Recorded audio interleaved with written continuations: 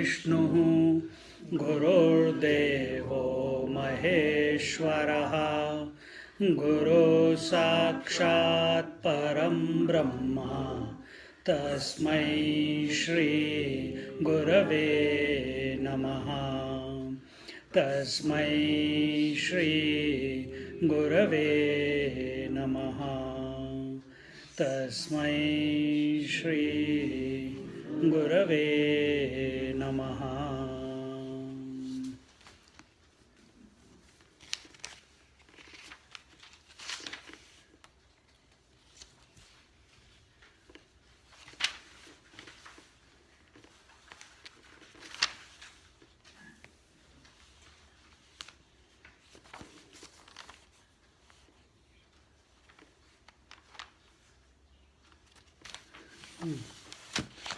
So today we are just going to see a little bit of overview of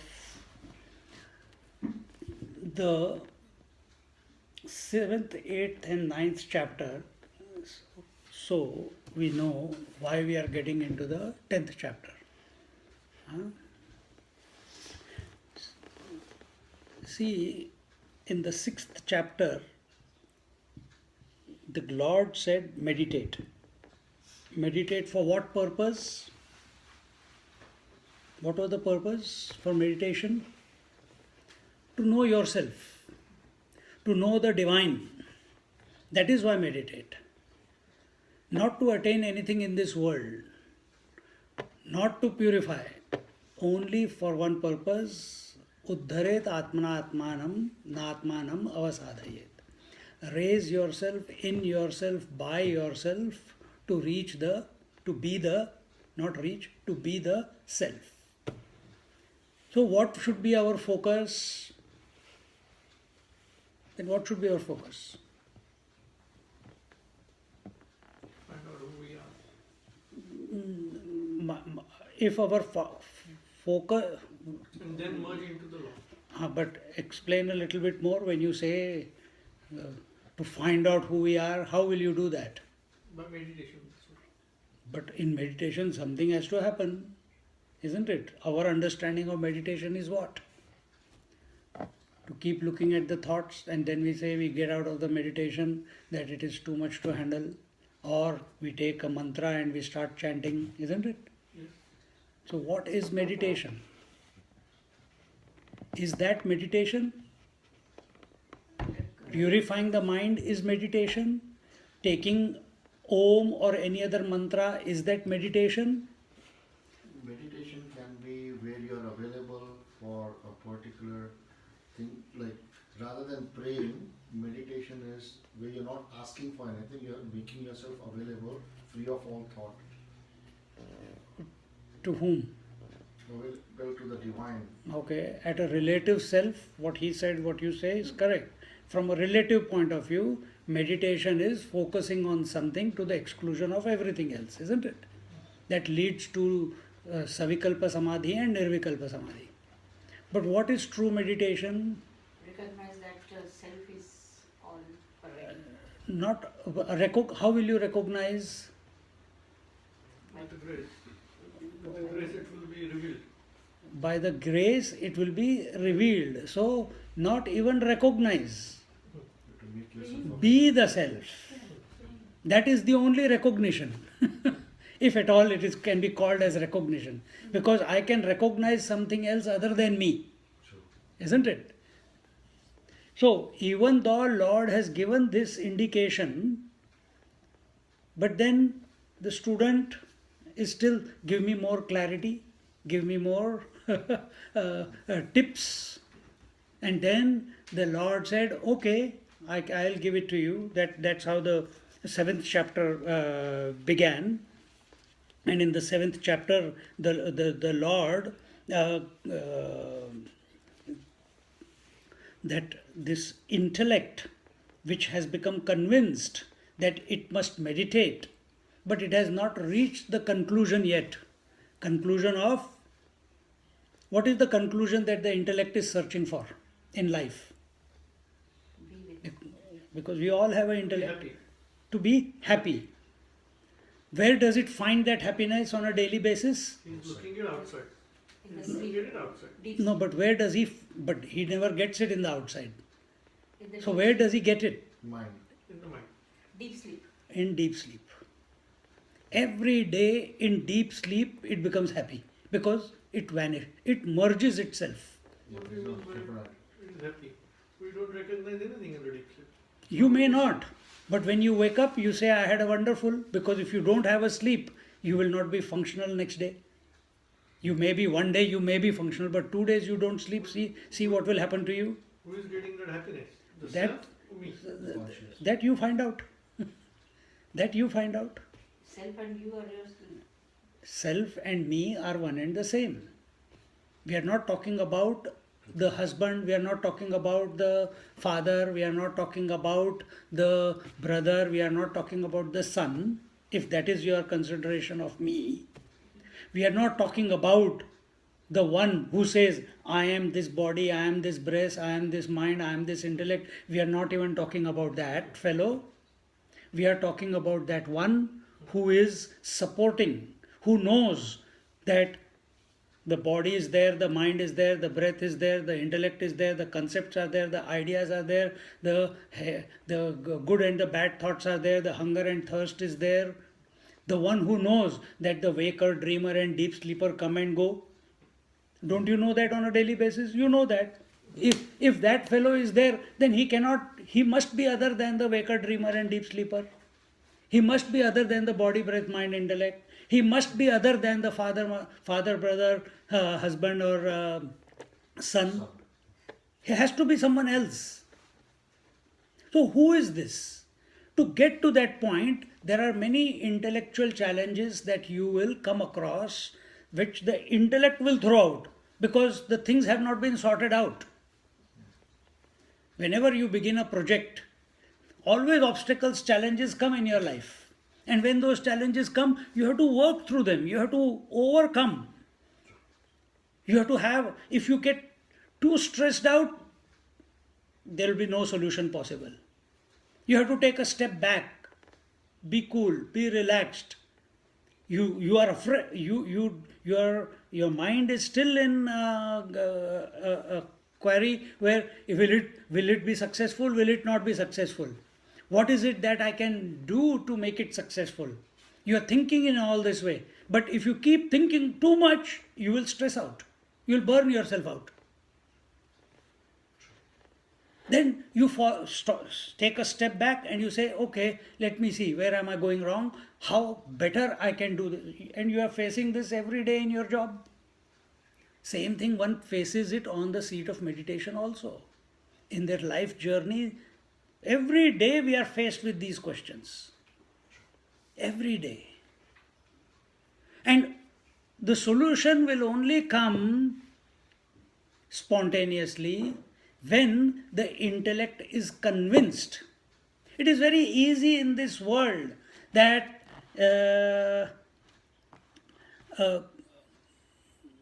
if someone says water is equal to H2O, it is a mixture of two gases, two molecules of hydrogen and one molecule of oxygen.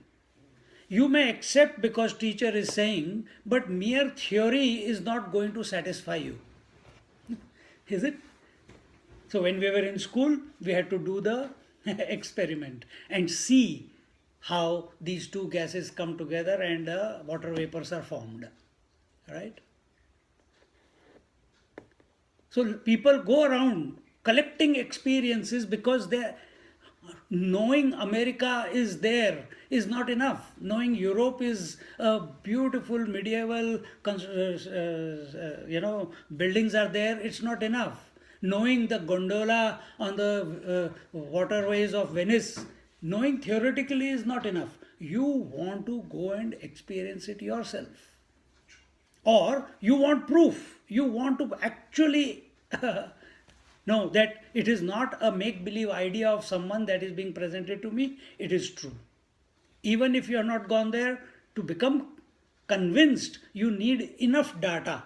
Maybe from checking it out on the websites, Googling it, talking to people who have been there, seeing the photographs, Maybe photographs can be also doctored, watching the videos, watching the movies, so many different things. Calling people in that city, maybe you make friends with someone, eventually find, is it really true that there are gondolas on the waterways of Venice? Just mere theory is not enough for human intellect. It can grab, it can fascinate you. It can fascinate you, but it will not last.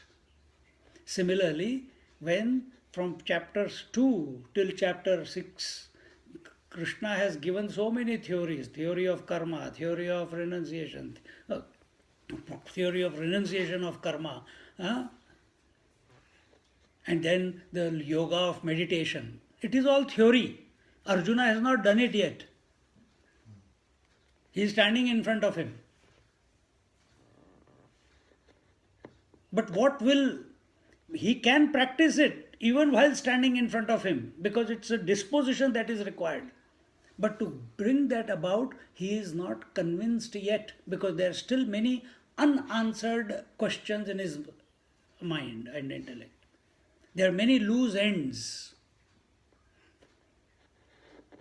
And seeing that, the Lord in the 7th chapter revealed, because Arjuna was so intently, so with devotion and focus, was listening to the Lord, that the Lord in this 7th chapter gives him both the theory of as to what the reality is that he should be contemplating upon, and the techniques, methodologies in order to realize.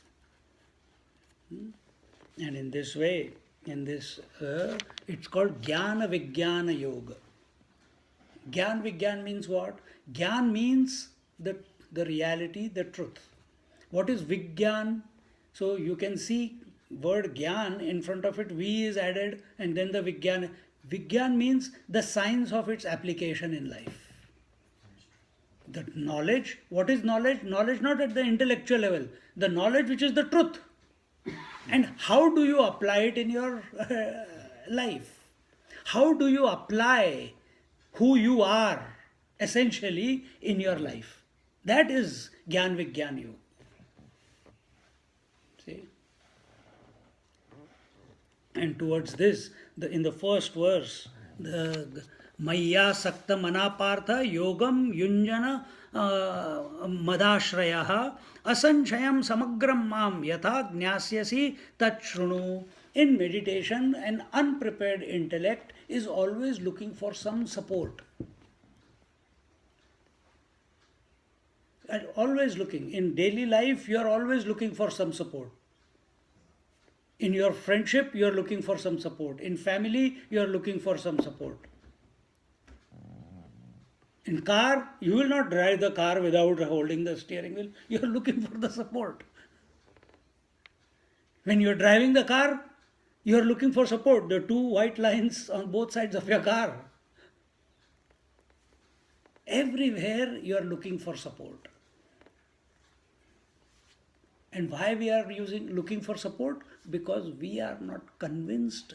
The intellect has not become convinced as to who we essentially are. This is the problem. It's not a problem. It is an unfinished job. It is a job which we need to finish once we are born. Only in the human birth you can finish this job. And here the Lord, as a result, he says that when a student has meditated, he has control. Because remember, in the 6th chapter, the student was told, control your senses, control your mind, contemplate in the self, by the self, for the self. He has not realized the self, but he has done all that, and as a result, a heightened state of awareness is there, and heightened state of purity is there. Just like after sleeping the whole night, a freshness is there in you in the morning. Similarly, after meditation also, if you are practicing it, you will feel a sense of freshness. that the mind is free, the mind is empty. In that mind, the Lord is now dropping seeds of wisdom. Is as to whatever the loose ends are, in order to tie them up, he is putting these seeds of contemplation. And what are they? He says, O Arjuna, with Maya Sakta Mana Partha, with mind solely attached to me, O Partha, take refuge in me, and practicing the yoga of meditation, how you will know me fully without any more doubt. To that, please listen. How you can meditate on the reality, how you can meditate on the Lord. We'll not discuss that too much, but the Lord or the reality or the self, it's one and the same. So, here Krishna, yes, the doubt in Arjuna is there. How come the Lord is saying that I am the you meditate on me? Is he on an ego trip or what? Is Krishna on an ego trip? Many people ask us that he is asking. He is also having 2 arms and 2 legs, and he is also hungry. He also gets up in the morning. He also sleeps at night. What an ego that you meditate on me. But you will see even today in our lifetime, there are Mahatmas, great masters who ask, if the devotee is not able to have enough faith in anything else, then he is approaching a teacher. The teacher says, okay, you love me? Yes, Swamiji. Okay, you contemplate on me. See? Today only someone's phone came, just when I was in the room. They said, Swamiji, calling from Bombay. I said, fantastic, what are you doing? No, we are gone there on holidays. Okay. Oh, I am with my mother. I said, fantastic. Suddenly I remembered, why is he telling me, why he is with mother? No, Swamiji, I needed to, Happy New Year, this, that. Mother also wants to say Happy New Year. I said, fantastic. Hari Om, Auntie, Happy New Year, this, that. And then he dropped the line, I am meeting my mother after 1992. Then suddenly the whole memory came back, that for some misunderstanding, he went away and he has not talked to his mother since 1992. And before, last few months ago somewhere, he must have talked to me. I can't even remember the conversation. He must have talked. I said, forgive and forget, man. There's no point going to the grave with all this, load, this baggage. Clear it up. Forgive and forget. Life is about love and sacrifice. Life is not about holding grudge against someone. And Prabhu ki kripa, he did. And he is so happy. I said, now you spoiler. And I told his mother, Auntie, next time he does anything like this, you call me. I'll give him a bashing here. He says, yeah, Swamiji, I'll do that. You see? So, in this life, when we move around, when we are born, the only purpose we have come is to realize. We have not become convinced of that yet. We are not seeing a clear path in front of us. We are only seeing at the distractions. We are only looking at the distractions. Why we are looking at the distractions? Because our attention while moving around in this world is on the interactions with the world. I'm not talking about what interaction. Anything. Right now, this is an interaction going on. Driving, that is an interaction going on. Going to bed, the interaction is with the bed, whether the mattress is comfortable or not comfortable, whether the doona is comfortable or not comfortable, whether the temperature in the room is comfortable or not. Our attention is only on the interactions. Our attention is not on the one who knows that these interactions are taking place at the level of mind. This is where we go wrong. Instead of coming to the source, coming to be who we are, our attention is only on the extrovertedness. See? So in order, and now this student, this seeker has somehow come to the satsang. Here also we listen to the satsang, but while we are listening to satsang, many times our mind becomes absolutely silent because the thoughts sometimes are so sublime that our mind transcends everything. After the class, we don't want to be disturbed by anyone, so we quickly run away. Happens, no? Sometimes. Because we don't want to be disturbed. We don't want to be asked the question about laptop and phone and again. How many times? Why can't you leave us alone after satsang? It gets disturbed. It gets agitated afterward because you are enjoying. Naturally, without having practiced meditation, you have been doing open-eyed meditation while sitting in the class. When you look at a beautiful rainbow, when you look at a beautiful scenery, when you look at the waves on the ocean, and you are sitting there with a cup of tea, you are in meditation. See? But in this mind can fall back till the mind is not completely convinced. Till it is completely convinced of what? The intellect must become completely convinced as to what its essential nature is. You are totally convinced that you are a product of this mother and father, isn't it? You are totally convinced that this child is mine only, not anyone else's. Are you convinced to that? You are convinced that you have a mind even though you have never seen it. You are convinced that you have eyes, you have never seen the eyes. You are convinced that you are this body. There is no question. That thought also doesn't arouse in your body, in your mind, that you are not the body. To this extent of conviction, are you convinced that you are of the nature of divine? Ask yourself, don't answer. Ask yourself, are you convinced in your mind and intellect to that extent as to your true nature? Or are you still lost in I am the body, I am the thinker, I am the decision maker, or not even that, I am the seeker. That is at the body level, mind level. But go even further. I am the father, I am the daughter, I am the sister, I am the brother. That is 3 levels down. See?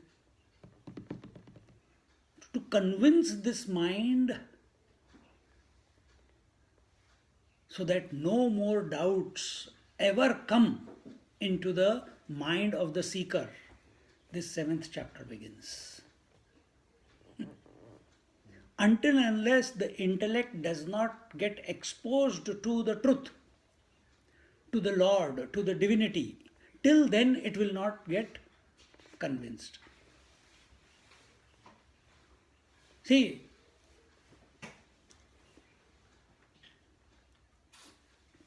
%100% conviction is equal to 0% of doubt. 99% conviction, 1% doubt is there. 50% conviction, 50% doubt is there. We need to get 100% convinced. See? And for that, a process is there. You cannot just take a book and get convinced. You cannot. There are many factors which go into bringing about that conviction. Your belief, your faith, your experience, the data, the technique. Have you practiced it or not? You just knowing theoretically that the chocolate is wonderful to taste, it is not going to bring you a conviction about chocolate until and unless you don't taste it, isn't it? Exactly the same way. Exactly the same way. But when will your action reciprocate the conviction? When you have become convinced that in my lifetime I must taste one chocolate at least. I have heard so much about chocolate from everyone. They are all raving about it. I must taste once. I have been saying I don't like chocolate, but I have never tasted it, so how can I say I like it or I don't like it? I have got no experience. Oh, they say it is bad for health. Taste and find out. See? Once you are convinced, then all your actions will be geared to get that chocolate. Similarly, once you are convinced of this reality, then all your thinking process, by default, it will keep moving in the direction of the reality. But what is that reality? You are telling me to meditate on the self. What is that self? What is that Paramatma? What is that Atma? What is that consciousness that you are asking me to meditate? Arjuna is still in a objective mode of contemplation. He is not subjective yet. See? Still he is thinking in duality. He will go till it will take much more time for him to go beyond it. But the Lord, out of His own grace, keeps dropping pointers again and again, and that is the work of the teacher. He knows the student is already that which he is seeking, what he is seeking, and he has to mold his mind, direct his mind, guide his mind to that which he already is. And he knows in that process, this fellow is going to ask so many questions. This fellow is going to doubt my words. This fellow is not will create arguments for unnecessary arguments, till he is not convinced. And the teacher is patient, isn't it? You do the same thing with your children. Patience.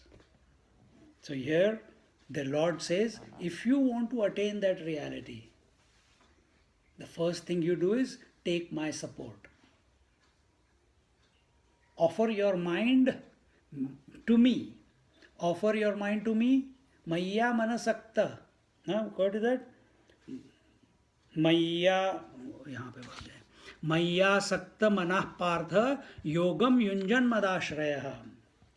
So he says that you bring your mind to be solely focused on me. Take my support, take my refuge. Then it is possible. Then I'll make sure that it goes beyond everything else. That knowledge will come. And practicing, O Partha, take refuge in me. And practicing this yoga of meditation, you will know me fully. Meaning, you will know the truth fully. You will know the Lord fully. You will know the Paramatma fully. We take the support of the mantras, we take the support of the breath, we take the support of Om. The Lord is saying here, you attach your mind to me. You said that I am your devotee and I am your disciple, isn't it? Karpanya dosho pahata swabaha prichhami tvam dharma sammudha chedaha yat shreya syat nishchitam bruhi tanme shishyasте ham shadhimam tvam prapannam. You only told me that I am your devotee and I am your disciple because you don't know what is right and wrong. You can't come to a conclusion. Now, because you said that, now I'm giving you a focus. Focus on me. And in this manner, the Lord, and what does He say? I shall give you the entire knowledge, both speculative and practical. Having known which, there will be nothing more to be known. It comes only by grace, we know that. But we are incapable at this moment to contemplate on that abstract. The reality that I am, it doesn't have a form. The reality that I essentially am, it doesn't have we call it name reality, but it is much that and much more. We are so, our intellect is so used to dimensions, to parameters, to form. But this reality that I am, it has got no dimensions, it has got no parameters, it has got no date of birth, it has no date of expiry. How do I focus on something which does not have a form?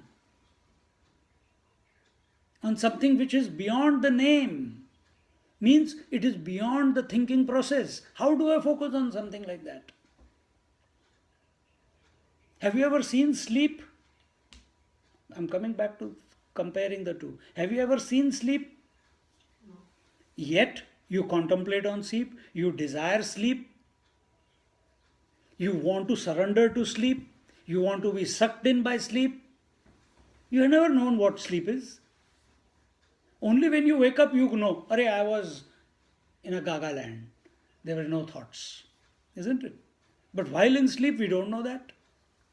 Yet without knowing, still we are ready to surrender ourselves to that state. So that capacity and capability to surrender is there in us. The Lord is saying, surrender to me, the conscious principle, the Lord, the Ishvara. And in this way, here he adds to it that Manushyanam Sahasreshu Kaschid, what is that? Kaschid dyatati siddhaye yatatam api siddhanam kaschin mam vetti tattvataha.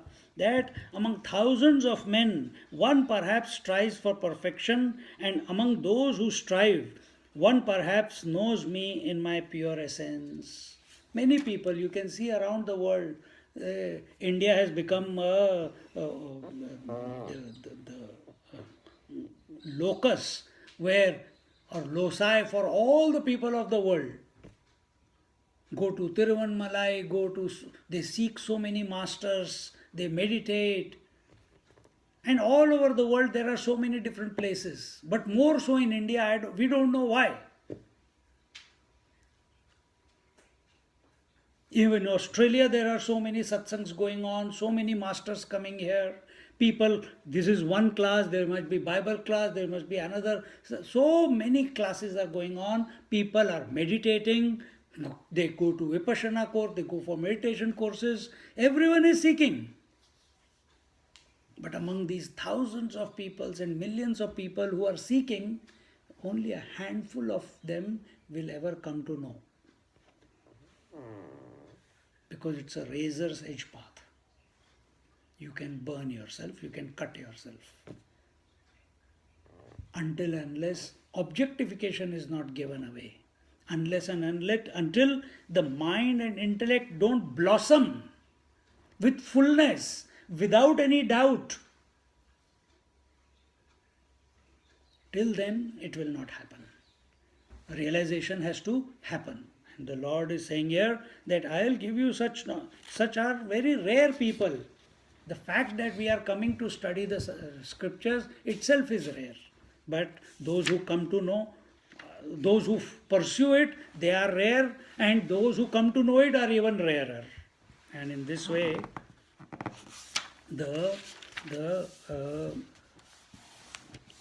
Lord is saying, please understand that the two Prakritis are the womb of all beings. I am the origin and the dissolution of the whole universe.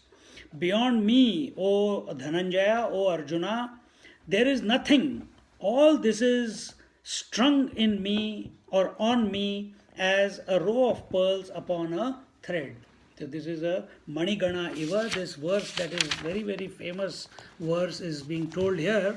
And Matta Parataram Nanyata Kinchidasti Dhananjaya Mahi Sarvamidam Protam Sutre Manigana Iva.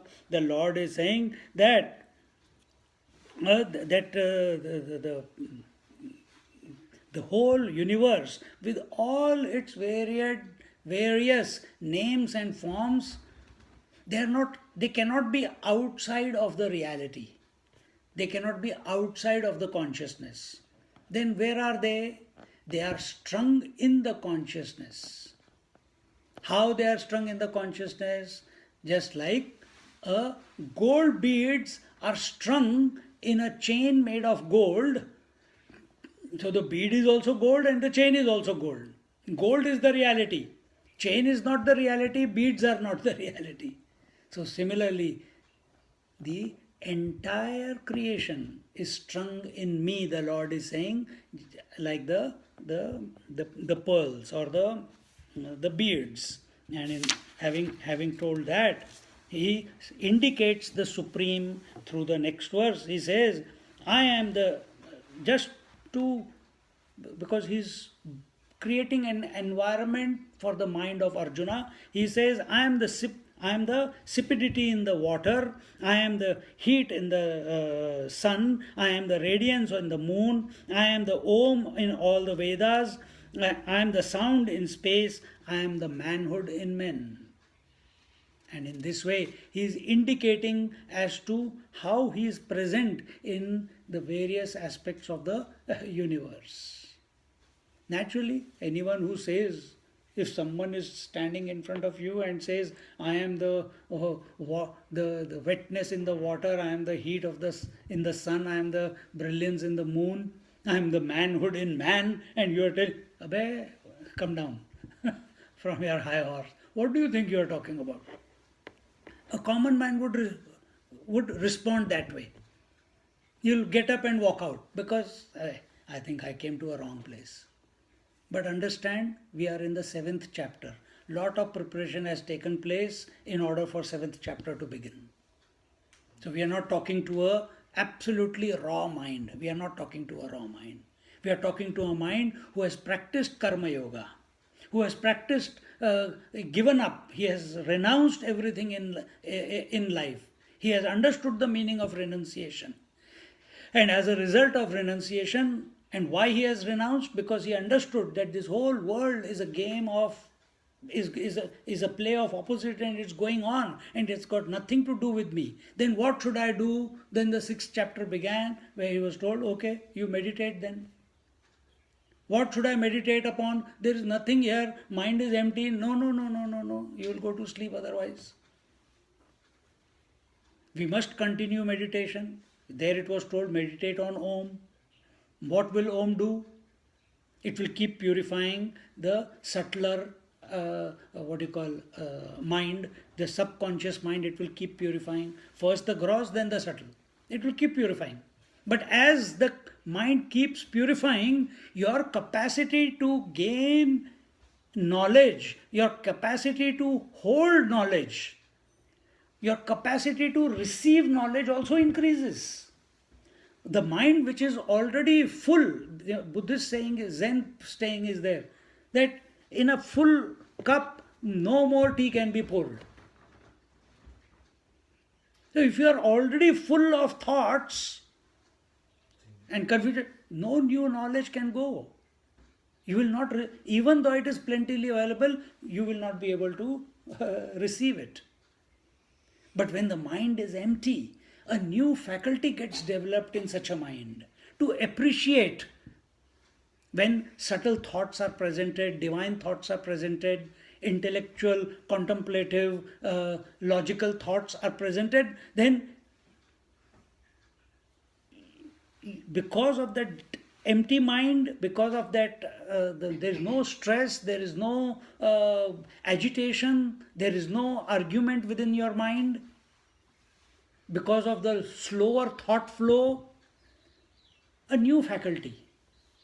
And that is the intuitive ability to see beyond the word that your mind is receiving. We can only communicate through words. But what is being indicated is not the word. It is something beyond the word. And that ability, that, yeah, I can catch I can see what you are saying. Let me sit with it for some time. Let me contemplate on it. But if you had given the same thought in the first chapter, Arjuna would have walked away from there. I don't know which fool I have come to.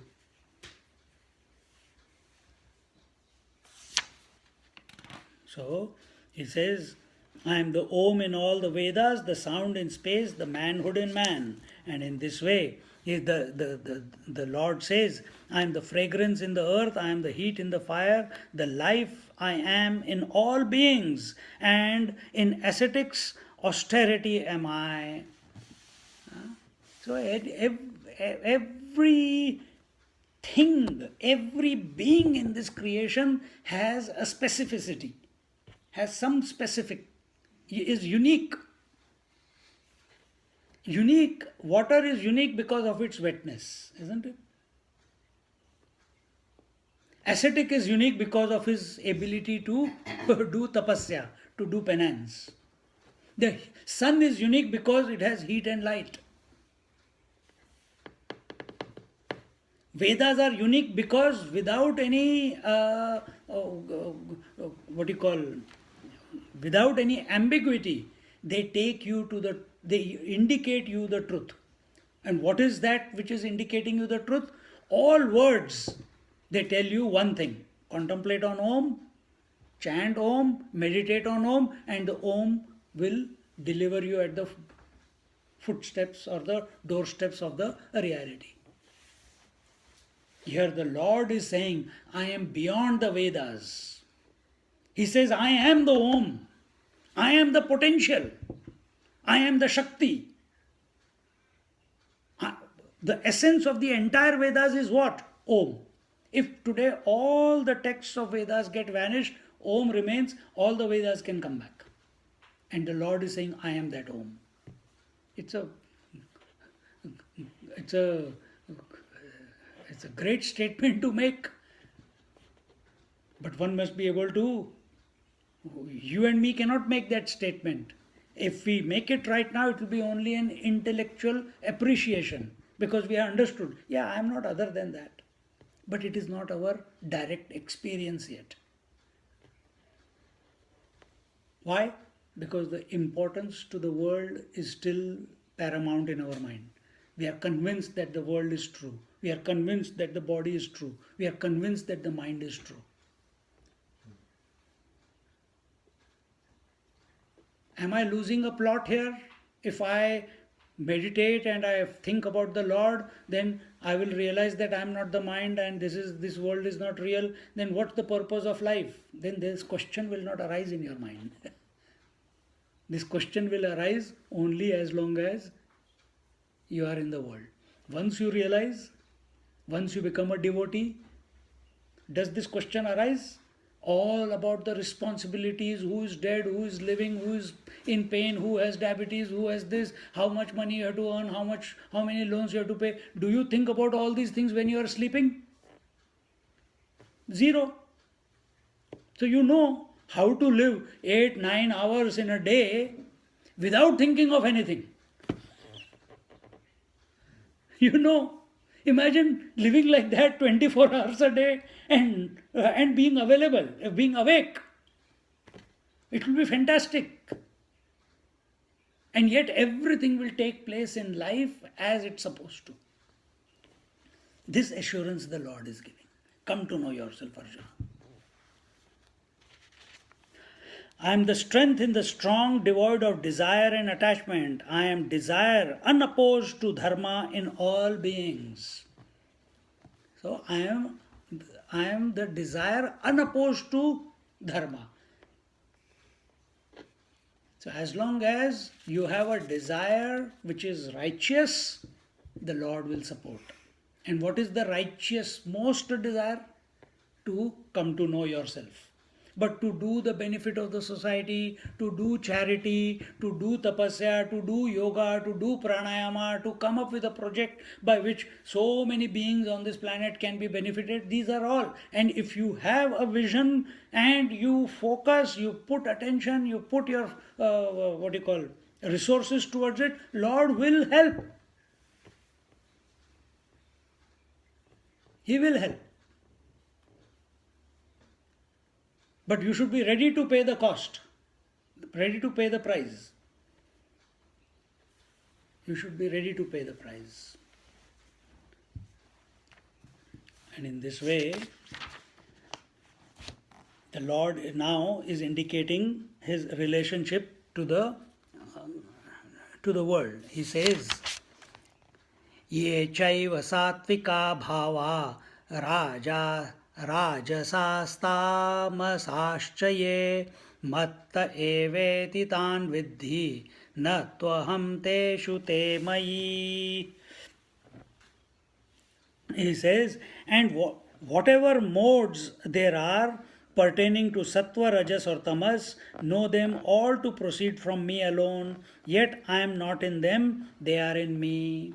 So the Lord is saying, my potentiality alone expresses as sattva, rajas, tamas, and because you see sattva, rajas, tamas expressing, meaning purity, dynamism and inertia, expressing in life, does not mean they are in me. They express because of me, but they are not in me, and I am not in them.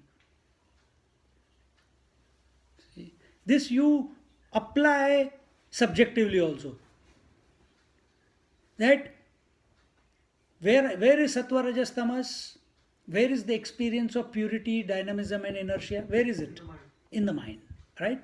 So come to this conclusion, if you take parallels, that the mind is there, it is functioning of its own accord, the thoughts come of their own accord, the emotions come of their own accord,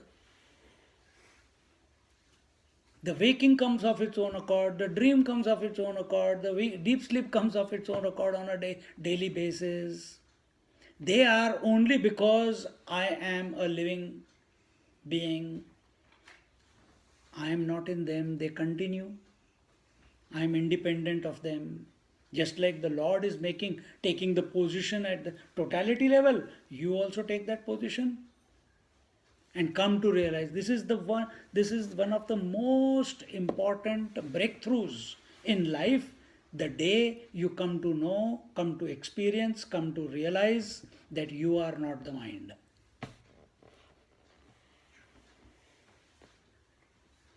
More importantly than the mind, the day you realize you are not the body.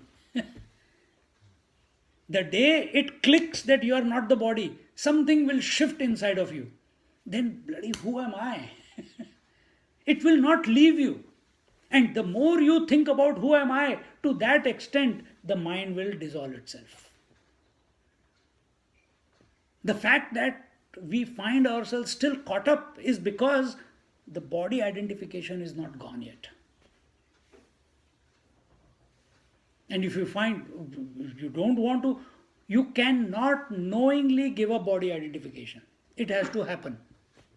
And it happens at a critical point where your mind is focused and so much in love with what it is thinking. Your mind is every night, tonight also, it will be in love with the sleep. And somewhere along that line, your body identification will drop. Before you sleep also. The body will move here, there, everywhere, but you are not identified with it. In spite of the pain, in spite of the discomfort, your attention is on the sleep. And you will surrender to the sleep. In order for sleep to happen, body disidentification is necessary. It's a prerequisite. Only then the mind will be able to surrender. Without body disidentification, mind will not surrender. Because with body identification comes, then you will find cause. What is this disturbance due to at the level of body? Heat, and so all excuses will be there. Exactly the same way. This is every day you are experiencing. Exactly the same way you put it towards the divinity. You think of the divinity to the exclusion of everything else. Maya sakta mana partha. Get attached to the divinity, the reality. Call it Lord, call it consciousness, call it the essence, whatever. But get attached to it so that your mind is thinking. Let it grab your imagination. Let it devour your mind. And as you are applying yourself again and again, somewhere along the way, the body identification will drop. Sometimes when we are singing bhajans, you are so intoxicated in the bhajan that you forget that where you are. Where are you? Are you singing too loudly or too slowly? Are there people watching? And suddenly you become aware, oh, I think I was chanting too loudly. Isn't it? This happens to me while driving. I forget what speed I am going on. Unfortunately, camera doesn't forget. It doesn't. Got a ticket of 372. But don't forget what we are on. Don't go into camera. What we are on. Huh? What topic we are talking. How it is unfolding. So, instead of complaining to yourself in your mind, instead of feeling dejected in your mind that I am not progressing, I am not improving, meditation is not happening, this, that. See why, maybe you are still not having 100% faith in the goal that you are pursuing. Maybe you are not convinced enough. Maybe you are not practicing enough. Maybe you are not remembering the divine enough times during the day so that momentum is generated. Your momentum in the worldly parlance, it is generated. Every day you get up, every activity is directed by going to survive in this world. Money, relationship, responsibilities, duties, etc., etc., etc. Food, clothes, the school fees, home loan, etc.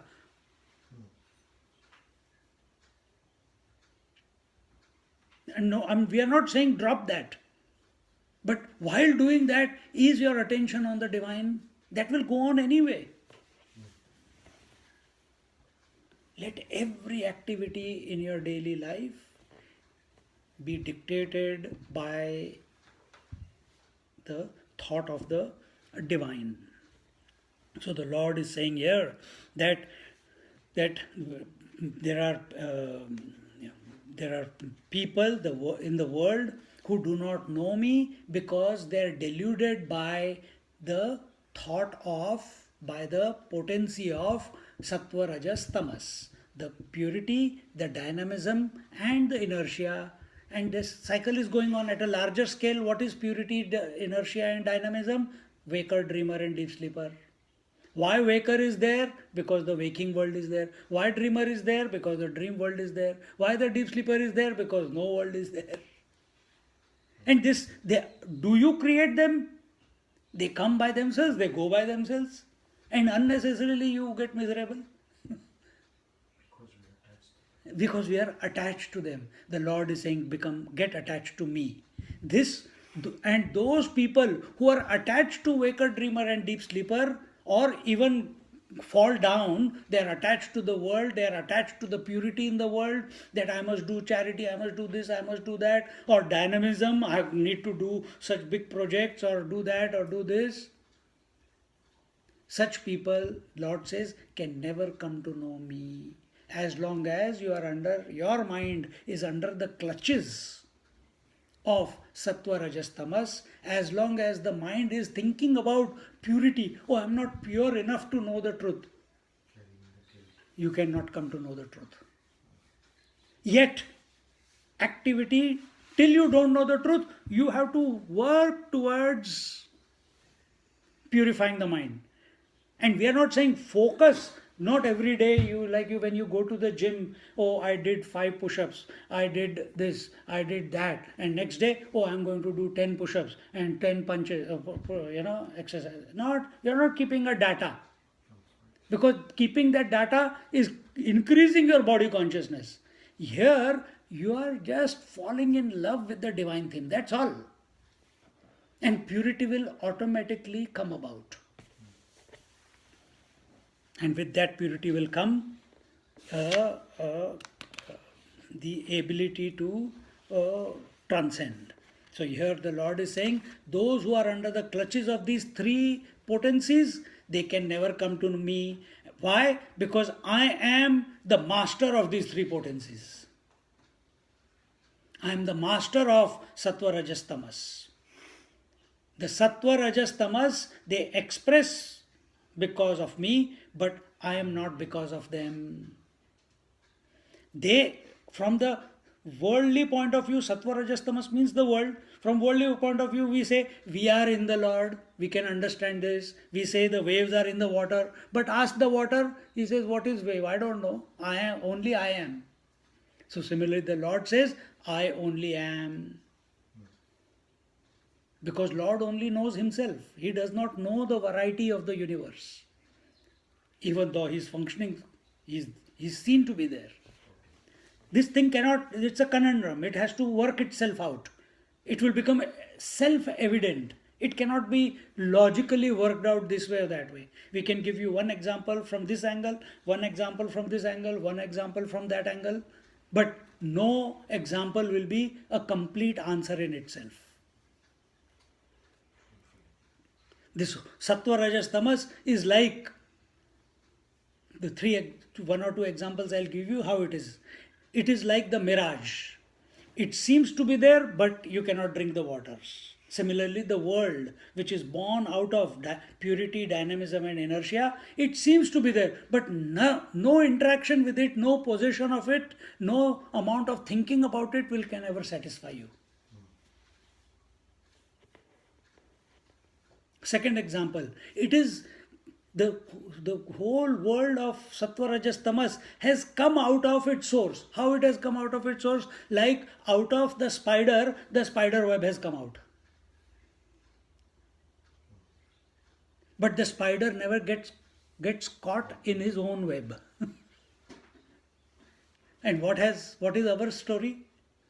We have created our samsar, our family, our relations, our responsibility. We have only owned it, and then we get caught up in it. We say, I am this body, and then get caught up at the body level. Meaning, we dig our own grave.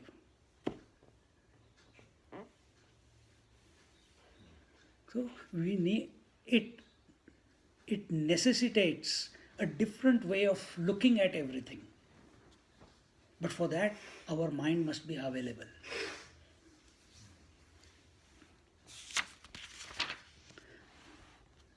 Then how to realize this Lord if it is impossible for those people who are at the mercy, who are enslaved by these three potencies? Then how to realize Him? How to realize the Lord? It is told in the 14th verse, it is told, Daivi Hesha Gunamahi Mama Maya Duratyaya Mame Vaye Prapadyante Maya Me Tam Tarantite. He says, indeed this divine illusion of mine constituted of the gunas is difficult to cross over. Those who devote themselves to me alone can come across this illusion. So by thinking about Sattva, Rajas, Tamas, by thinking about your duties, by thinking about your responsibilities, by thinking about purity, dynamism as inertia, you cannot, by thinking about the world, you cannot transcend the world. Then how can you transcend? By thinking about the one who is already transcended, the one who is permeating the whole world, yet is independent of the whole world. Thinking of Him. Either you think of Him as the self, or you think of Him as the Lord. Because He is the efficient cause of the whole world, and He is the material cause of the whole world. He has created the whole world out of Himself, just like the water has created, or we use this word from here. We give water the position of cause and the waves and ocean as the effect. But ask the water, he says, I don't know what is ocean and I don't know what is waves. I only know myself because I am one without a second. That is called as efficient cause and material cause being one. We are all living in cause and effect, cause and effect. So here the Lord says the only way you can overcome the Trigunatmika Maya is the unmanifest, and Trigunatmika is the first expression of that Maya is Sattva Rajas Tamas. Threefold. And the only way to cross that is, just like the only way once you become married, you become a husband and you become a wife. Where is husband and wife? It's only in your imagination, isn't it? Now, how to get rid of this imagination? How to get rid of this imagination? You have to think of freedom. And that freedom is divorce, isn't it? So now I find myself under the clutches of Maya. How do I get out of this Maya? I have to think of someone who is the cause of this. I think about the one, the ultimate one. And the Lord is giving this assurance. You think of me and me alone, I'll make you free from the Trigunatmika Maya. See, the evildoers, the deluded, the basest of men, deprived of discrimination by Maya and following the ways of the Asuras, they do not devote themselves to me. Why people are not able to think of the divine theme? Because Asuras means they are attached to the possessions, they are attached to the world, they are attached to the material, and that is why they are not able to contemplate and give enough energy of their mind to contemplate on the Lord. That is the only reason. And such fools will never realize. They may go to satsangs, but still they will not realize. So it requires a certain disposition. And each one of us in this universe, we have that capacity because we have that disposition to surrender, to sleep.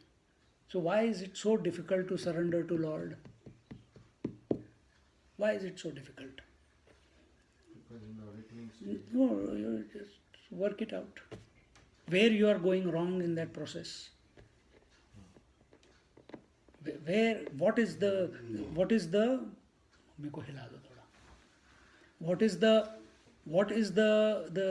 impediment in our surrender to the divine? It's very easy for us every night when we surrender to the sleep. Then why, if I sit for 15 minutes, half an hour, why am I not able to surrender to the divine? I'm free. I can take out half an hour, 1 hour every day. Then why in that 1 hour I am not able to surrender? No, work it out. Each one will be fine. It's I've indicated the mental makeup in the beginning of this talk today.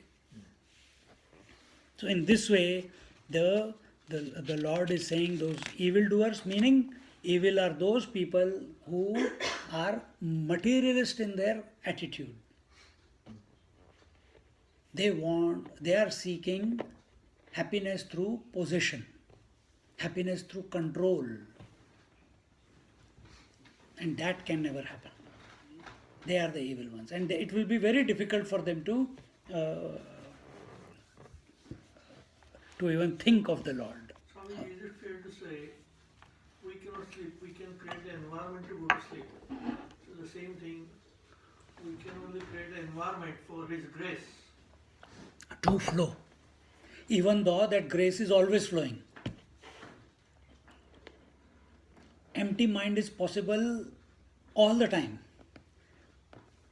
But because of our addiction to doing, we create thoughts in our mind. Between every two thoughts, there is emptiness, isn't it? So, as many thoughts are there, that many empty mind is also there. See? But with empty mind, we also say that empty mind is the devil's workshop. No. Here we are conscious. We are conscious here. And our focus is not the empty mind. Our focus is the moment mind becomes the thought flow reduces in the mind. We are not talking about we have to make the mind empty. We are saying make the mind contemplate on the divine and let the divine make the mind empty.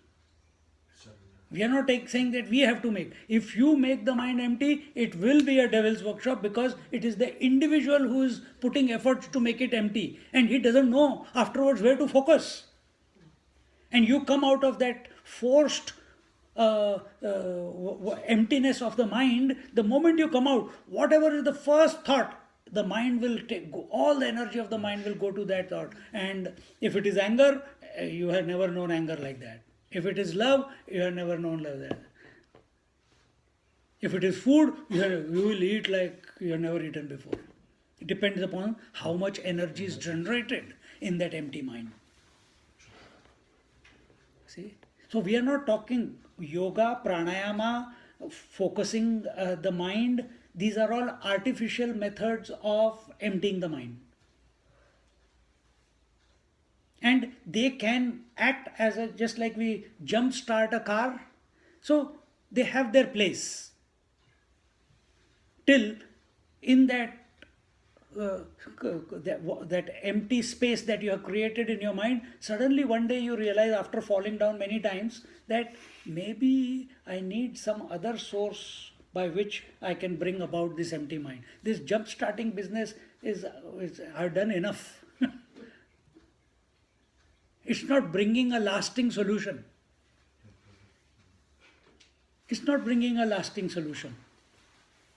And that will only, this thought also will only come when you are keenly observing how this habit of yours of bringing the mind into an empty state is itself itself is a challenge, itself is an impediment in your unfoldment. Till then it will not. If I tell someone, start doing yoga, they will not do yoga. Start doing pranayam, they cannot do pranayam. They have to go through the process. So we are not there. What happens in yoga? Individuality remains intact. But here we are saying, we are offering our mind to contemplate on the divine theme, the Lord, and however He keeps us, it's His problem. If problems come, it's His will. Success comes, it's His will. Waking comes, it's His will. Dream comes, it's His will. Sleep comes, it's His will. See? Today someone came and she said, Swamiji, she made the appointment, how many? Maybe two months ago. And she said, Swamiji, can I tell you something? I said, what? Anyway, she came, everything. I don't know how you came into my life, but I found, and I have been attending the classes for 7-8 years. I said, good. No, and she's then started expressing the gratitude because of the classes, how she has fallen back into herself. She was already on the way, but some fine-tuning was required. And she says, it was just, now nothing is holding on to me. I am not holding on to anything. There are challenges, there are difficulties, there are still some unanswered questions. But I know, as long as I contemplate on the divine, all this will get sorted out by itself. See? And then she says that one day, Swamiji, I knew you were my teacher. How do I know? These people tell me, I said, how? Now I'm waiting very what is going to come out, what did I do, what did I say, what did she experience. Sometimes it's a surprise. She says, no, one day I was sleeping in the early years when I came to your class. I didn't know if you are my teacher or you're not my teacher, but one morning I got up and I saw a dark room in which I was there and I was crying, and you are standing in the doorway. And behind you there is light. This is her imagination. And you said, Joy, come, I'll set you free. And from that day, I knew that you are my teacher. It's her imagination, but that's how she has taken the support. She is convinced in her own mind that this is the right way to go. Not that she's attached to me in any way. To everyone, something or someone is getting revealed. Ki, if I go to this person, it will happen. It's a thought, isn't it? And you go to that person and answer comes sometimes. So it's a mystic journey. So here, exactly the same way, the Lord is telling here, He is not making you dream. He says, forget about dreaming, waking day. You hold on to me. I'll make sure that you are free of everything. Now the different types of devotees are being told in the 7th chapter. And here it was told that there are 4 types of devotees. And they are the 16th verse. Chaturvida bhajante mam jana sakritanor arjuna arto jigyasu arthartho jnani cha bharatarshabha. There is the 4 types. One is the artha, jigyasu, artharthi, jnani and arjuna.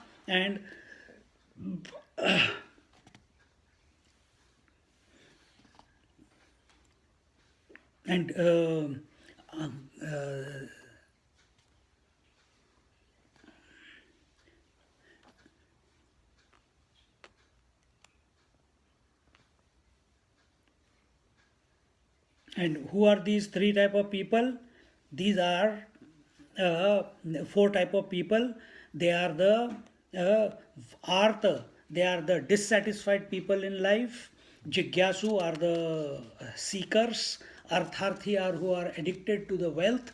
And Jnani, those who are attached to wisdom, they want to know the truth. And in this way, one is the seeker of the truth, Jigyasu. But Jigyasu, seeker of truth, where? In the self, as the self, by the self, or in the world, through rituals, through this, through yoga, through pranayama, through going to pilgrimages, etc., etc. Both are seekers. But Jnani is the one who's seeking within. And in this way, the 4 types of devotees were told. And then it was told of them, the wise man ever steadfast with constant devotion to the One excels. For supremely dear am I to the wise, and he is dear to me. In the 7th chapter, it is told that the wise people are very dear to me. In the 9th chapter, it is told the devotees are very dear to me. So is the Lord a schizophrenic, sometimes making one statement and another time another statement? Is he taking us for a ride? No. Here he is talking from knowledge point of view, and in 9th chapter he is talking about it from devotion point of view. This only by reading yourself you will not come to know. For this, Shankaracharya has written a commentary, a realized master. Ramanujacharya has written a realized master. Madhvacharya has written a realized master. Chinmayanandaji has written a realized master. Shivanandaji has written a realized. So many different commentaries are there at different periods of time in time, and all of them are resonating the same thought, the same idea. See?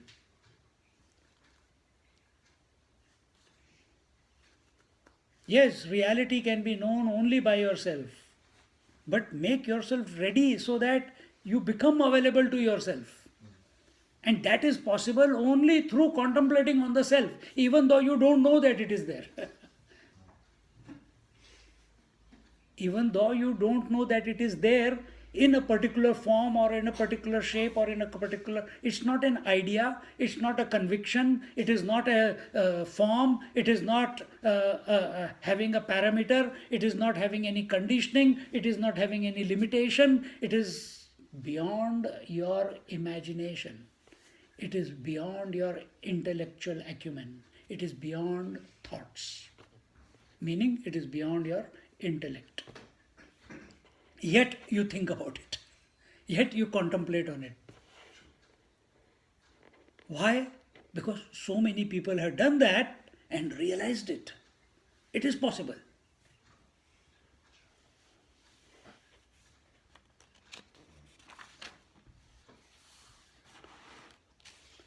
So why do different seekers seek the same truth in a different ways?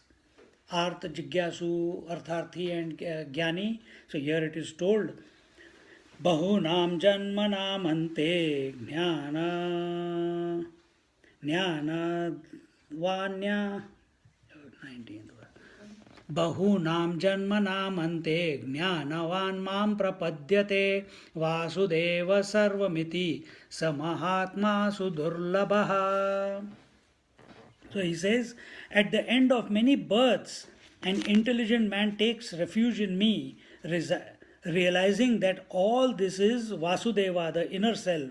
Unique is such a great man.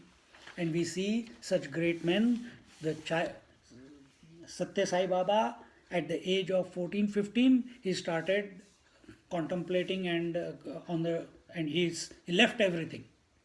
Take Ammachi, when she was born, when she was 6-7 years old, she used to sit in meditation on the side of the canal. And for hours she used to sit from childhood. Never went to school or anything. You take Shirdi Sai Baba, nobody knows from where he came into the village and he was seen to be meditating. The fact that we are getting exposed to this knowledge at this juncture of our life means Bahunam Janma Namante, means in your previous life you must have done something which has now brought you to this point. So now it's clicking in. If you had looked at my life when I was young, nobody would have imagined that I will become a sannyasi and I will be talking on this and so captivated by this thought by reality. Forget it. The only reason we used to go to the temple was for the prasad. Forget God. Only prasad. See? And yet, a point came, but my sadhana went on. But a point came where whatever flushing had to take place, it had taken place. The mind was totally devoted to the Lord. Before it was totally devoted that I have to purify myself. But from childhood only one thought was there. I must attain liberation in this lifetime. So, I must attain means I have to do. So, yoga, pranayama, kundalini, this, that. Fell many times. Then, Lord's name. And that is what brought me to the threshold of the Vedanta. And Vedanta freed the mind completely. Nothing to hold on to after that. But why did it not happen in childhood? Why it happened at a particular age? We have come to, even if we are appreciating this, it is only because we have gone through so many lives, worked it out, come to a conclusion. And who is a wise man? Who has come to the conclusion that everything in this universe is nothing but that one reality. That is why he is wise. If you know that everything is reality but not experiencing it, then you are not wise. Then you are intellectual. Wise is the one who is established in it. Then his actions reciprocate that conviction or that abidance. And in this way, does God fulfill our desires?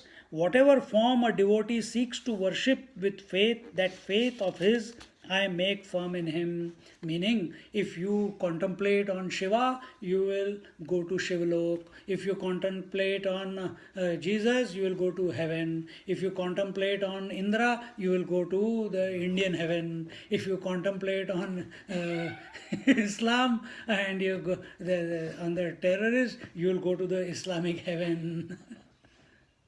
If you contemplate on Brahmaji, you will go to the Satyalok.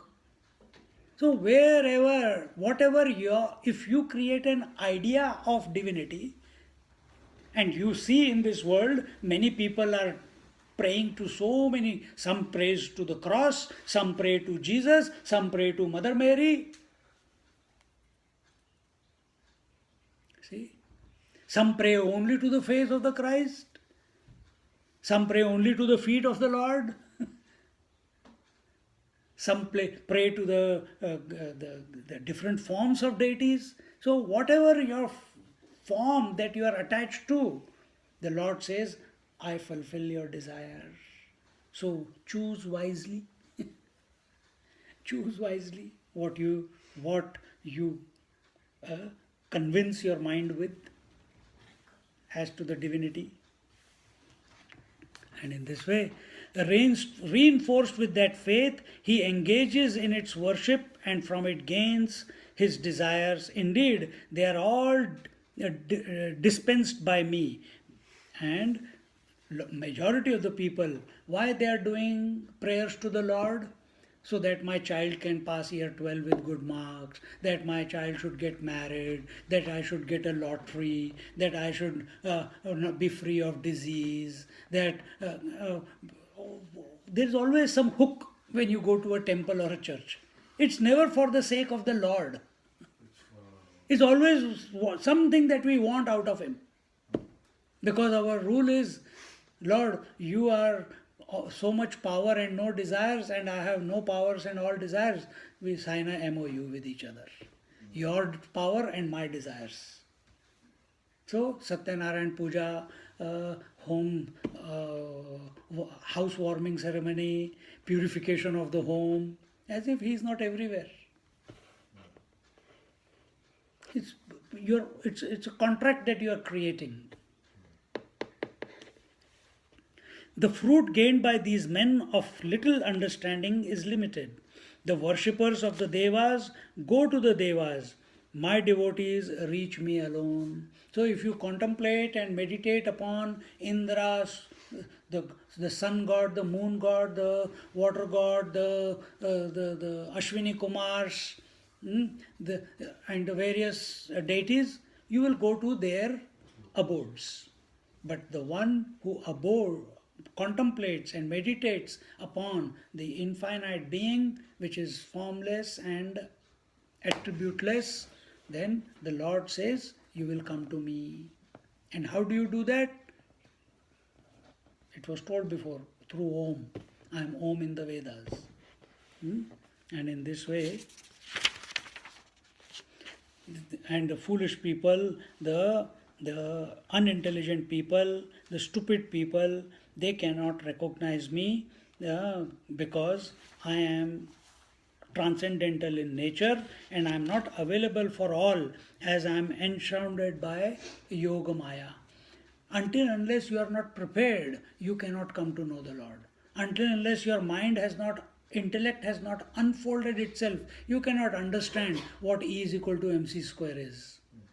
I can go into any lecture in physics or chemistry, but if my intellect has not gone through the process of of understanding it, it will be just garbage for me.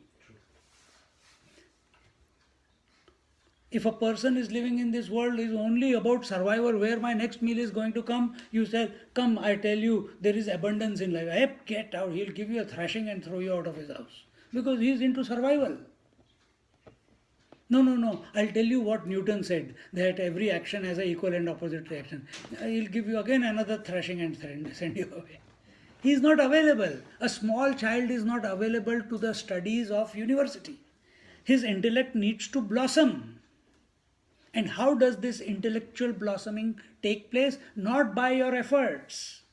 This blossoming comes when your intellect contemplates on the divine, then by the grace of the divine, this blossoming happens. And blossoming is equal to reduction of thoughts. Reduction of thoughts does not mean necessarily that there are zero thoughts in the mind. Reduction of thought means you or your mind is not reacting to the appearance or the disappearance of the thoughts. You are in an equanimous state. The more you remain, and you cannot create equanimity, it must happen. And it happens only when you are contemplating on the divine. Then the mind blossoms. In that blossoming, nowadays such young children are there with great intellects, great discoveries. On the YouTube I saw, in the TED talk this fellow has come. He is only, 13 years old, and he has studied already medicine. He is doing operations. And his goal is that God has given me this intelligence, I am going to use it to remove cancer. That is his goal of life. Because he any equation, any book you talk, he has got everything in his mind at a tip of his fingers. Doesn't need to refer any damn thing. And here we read, we can't remember. See? Having that knowledge is not equal to his intellect has blossomed, but about something in the world. True blossoming is when the intellect has blossomed so that it can surrender to the divine. That is true blossoming. No amount of knowledge of this world is ever going to make you peaceful. And in this way, the deluded world knows me not. Why they don't know me? Because I am unborn and I am immutable. I do not change. I am so near to everyone as their essence, yet so few come to realize me. I'm closer. The Lord is saying, I'm closer than the closest. The world is so far from you, and you think that world is so close, it will give me solace, it will give me peace, it will give me tranquility. And you keep running after it, and till today you have not been able to catch it. And I am so close. I am as you, functioning through as you. And you are not thinking about me in your heart. As Om, as your own awareness. And in this way,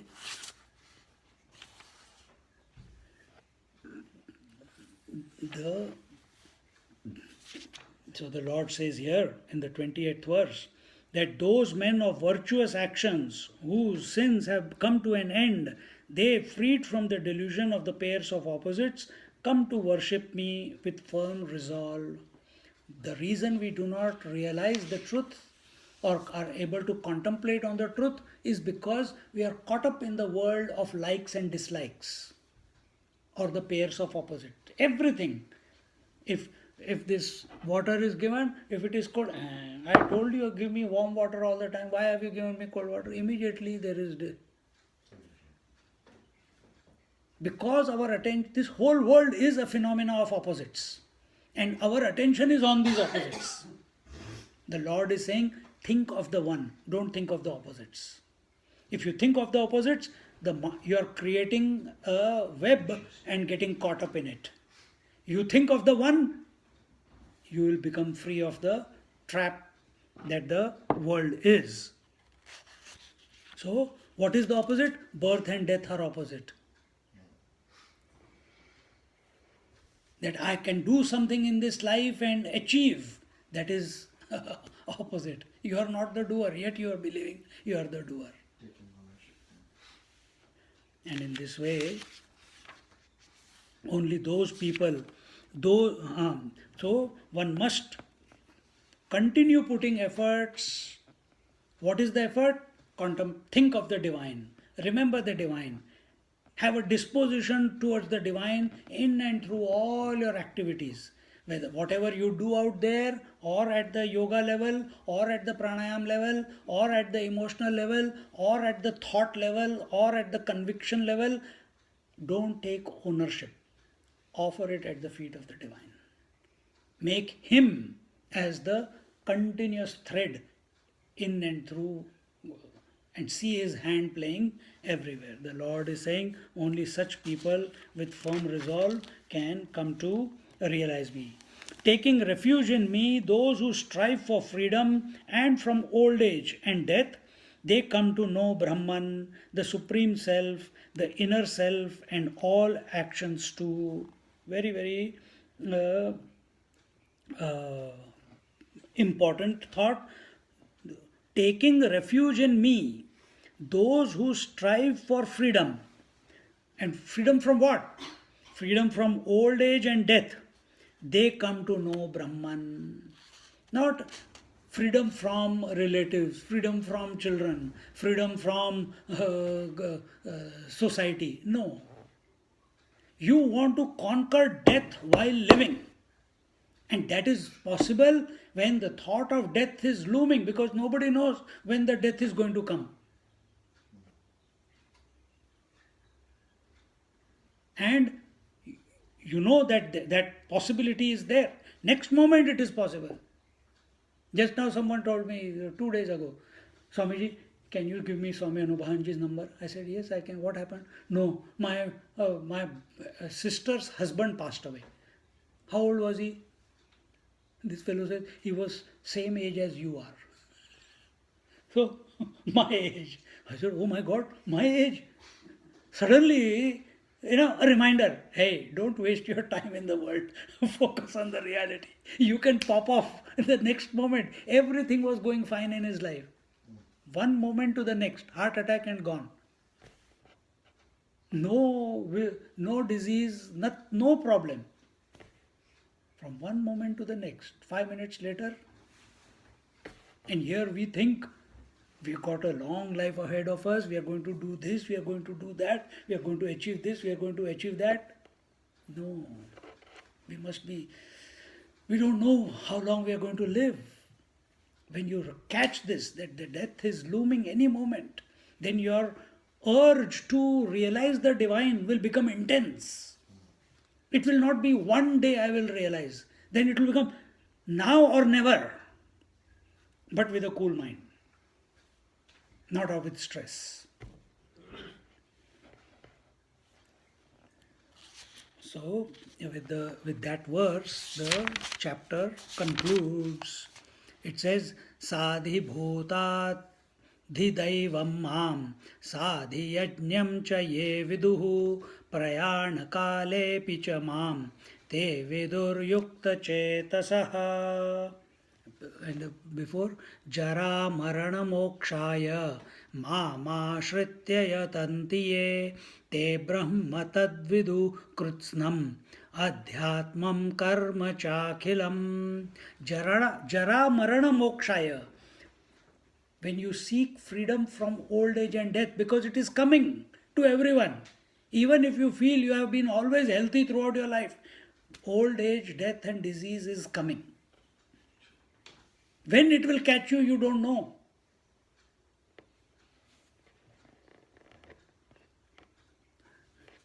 Mokshaya mama shritya yatanti te brahma vidu. Only those who strive for the freedom from these old age, disease and death, only such people.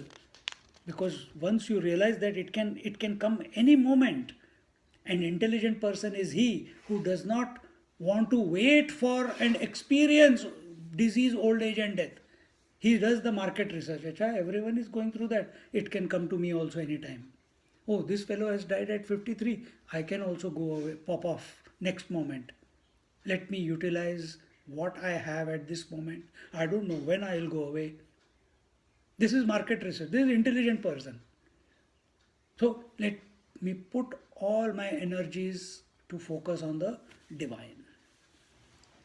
And te brahma tad vidu. Only those who do contemplate in this manner will come to know the reality, the Supreme Self, and that Supreme Self, that Brahman, who is infinite in his nature, is the self of all. And with this, the 7th chapter concludes. This was the exposition of knowledge. And here, because the topic was told that Adhyatmam, and so now the student, that is Arjuna, he starts asking, what is this Adhyatmam, Adibhutam, and so the Lord will start the 8th chapter. When we come back in 12 days time, 2 weeks time, we will see an overview of the 8th chapter. And then we'll see the overview of the 9th chapter. And then we'll begin the 10th chapter. Helpful?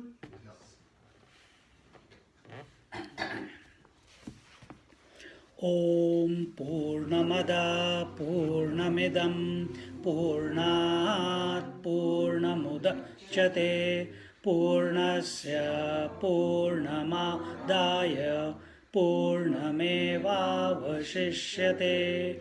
Om Shanti Shanti Shanti. Hari Om. Shri Gurubhyo Namaha. Hari Om.